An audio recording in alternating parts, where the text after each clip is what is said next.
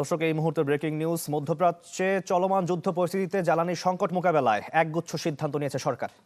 সরকারি বেসরকারি অফিস চলবে সকাল ৯টা থেকে বিকেল ৪টা, আর ব্যাংক খোলা থাকবে সকাল ৯টা থেকে বিকেল ৩টা পর্যন্ত।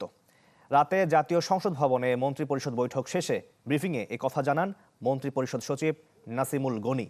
তিনি আরও জানান, আজ থেকে সন্ধ্যা ৬টার পর জরুরি দোকান ছাড়া সব দোকানপাট বন্ধ থাকবে, যা তদারকিতে গঠন করা হবে মনিটরিং সেল। এছাড়া রোববার শিক্ষা প্রতিষ্ঠানের বিষয়ে নির্দেশনা দেবে শিক্ষা মন্ত্রণালয়। কেনা হবে না নতুন যানবাহন, কম্পিউটার সামগ্রী। সরকারি অর্থায়নের সকল বৈদেশিক সফর বন্ধ করা হয়েছে বলেও সিদ্ধান্ত নিয়েছে মন্ত্রিসভা।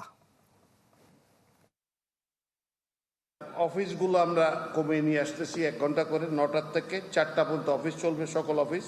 ব্যাংকিংগুলো চলবে আওয়ার্স 9টার থেকে 3টা পর্যন্ত।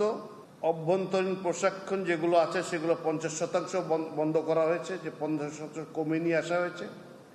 সরকারি অর্থায়নের সকল বৈদেশিক প্রশিক্ষণ বন্ধ করা হয়েছে পুনরাদেশ না দেওয়া পর্যন্ত। জ্বালানি, বিদ্যুৎ, গ্যাস এই খাতে আমাদের যে ব্যয়টা হতো সরকারের, সেটা আরো 30% কমানো হচ্ছে। সকল ধরনের মার্কেট 6টার পরে কোনো মার্কেট চলবে না।